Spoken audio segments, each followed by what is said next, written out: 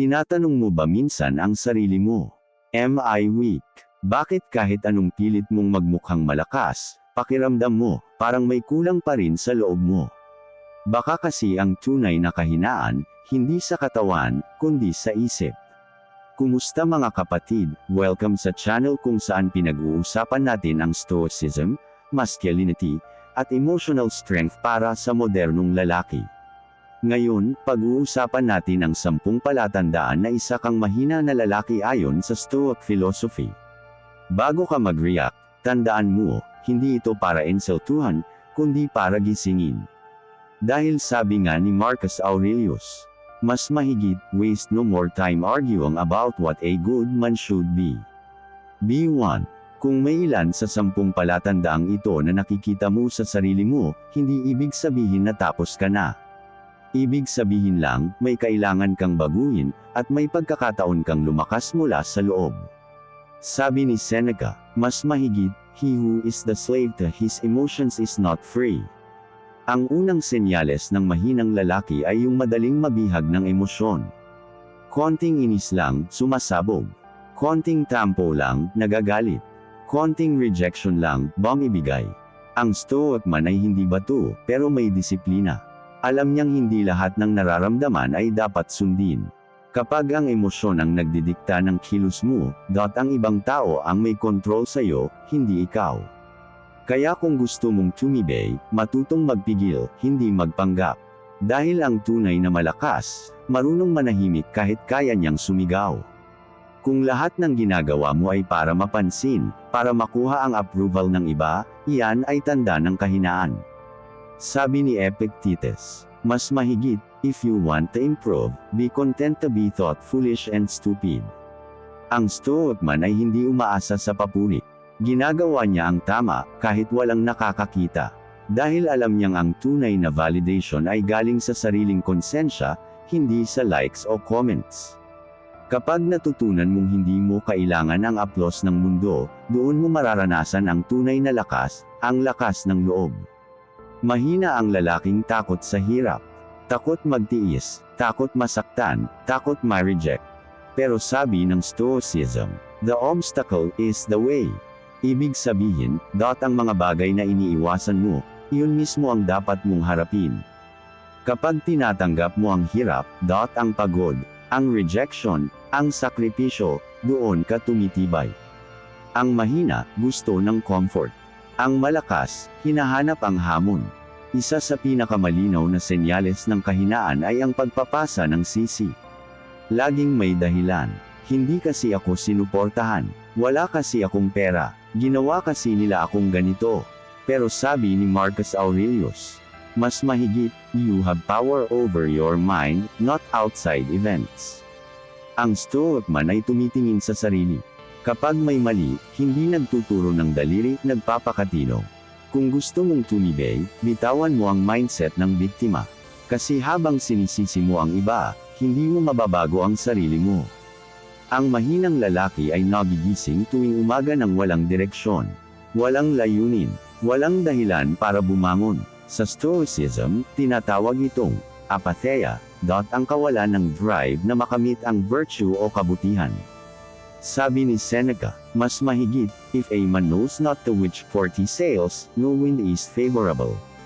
Kung wala kang malinaw na purpose, madali kang tanggayan ng tukso, ng inggit, ng kalungkutan. Kaya kung gusto mong tumibay, hanapin mo ang why mo. Dahil ang lalaking may direksyon, hindi basta natitinag kahit gaano kabigat ang dagat. Kapag hinahayaan mong ang lust, bisyo, o comfort ang magdikta ng kilos mo, isa ka sa mga sinasabi ng mga Stoic na enslaved men. Hindi mo kailangang maging banal, pero dapat marunong kang maglagay ng hangganan. Ang lalaking hindi marunong magpigil sa sarili, ay parang kabayong walang renda, tumitigil lang kapag bumagsak na. Sabi ni Epictetus, mas mahigit, no man is free who is not master of himself. Kung gusto mong maging tunay na malaya, kontrolin mo ang sarili mo bago mo pa kontrolin ang iba. Ang mahinang lalaki ay laging nangangailangan ng kasama. Takot maiwan, takot mapag-isa. Pero sabi ni Marcus Aurelius, Mas mahigit, nowhere can man find a quieter or more untroubled retreat than in his own soul. Ang Stoic man ay marunong maging payapa kahit mag-isa. Hindi dahil gusto niyang mag-isa, kundi dahil kaya niyang dalhin ang sarili niya. Kung hindi mo kayang maging masaya ng mag-isa, hindi ka rin magiging buo kahit may kasama ka. Isa sa pinakamapanganib na kahinaan ay ang ego. Ang feeling mo, laging tama ka. Ayaw mong mapahiya. Ayaw mong aminin ang pagkakamali. Sabi ni Epictetus, mas mahigit, it is impossible for a man to learn what he thinks he already knows. Ang Stoic man ay hindi nagmamagaling. Marunong siyang tumanggap ng payo, at marunong siyang umamin kapag nagkamali. Ang tunay na lakas ay hindi sa yabang, nasa kabab ang loob. Ang mahina ay walang focus. Kahit simpleng gawain, hindi matapos-tapos. Madaling ma-distract ng phone, ng social media, ng tukso. Pero sabi ni Marcus Aurelius, mas mahigit, you must reclaim your time, for it is sleep ang away. Ang Stoic man ay marunong mag-prioritize. Alam niyang ang oras ay hindi na ibabalik.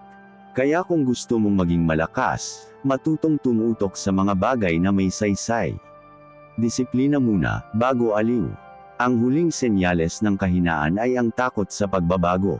Gusto mong lumakas, pero ayaw mong magbago. Gusto mong magtagumpay, pero ayaw mong umalis sa comfort zone. Sabi ni Seneca, mas mahigit, it is not because things are difficult that we do not dare, it is because we do not dare that they are difficult.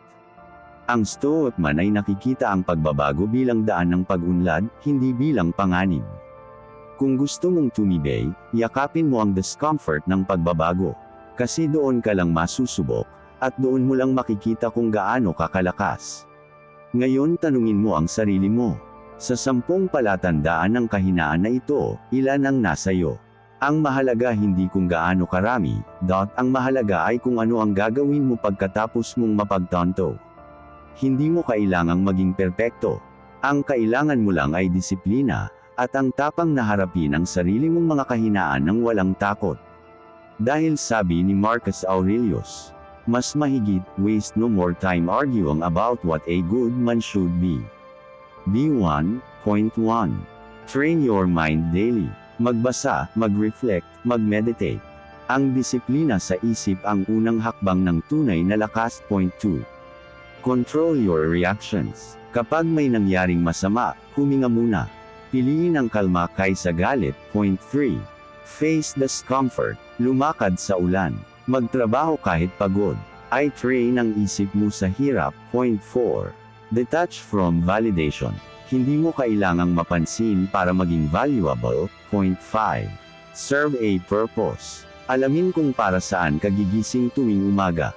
Ang lakas ng lalaki ay hindi nasusukat sa muscles, kundi sa katahimikan ng isip at tibay ng loob. Kaya mga kapatid, kung gusto mong maging tunay na malakas, huwag mong takasan ang mga kahinaan mo, harapin mo sila, at baguhin mo sila. Dahil ang Stoic man ay hindi ipinanganak na matatag, siya ay hinubog ng disiplina, pananampalataya sa sarili, at katahimikan sa gitna ng gulo. Kung nagustuhan mo ang video na ito, i-like mo, i-share sa kaibigan mong kailangan marinig to, at i-subscribe mo na rin para sa mas marami pang Stoic wisdom para sa modern man. Ito ang Stoic Pinoy, at lagi kong sinasabi. Ang tunay na lalaki ay hindi basta malakas, siya ay marunong magpigil, at marunong magbago. Hanggang sa susunod.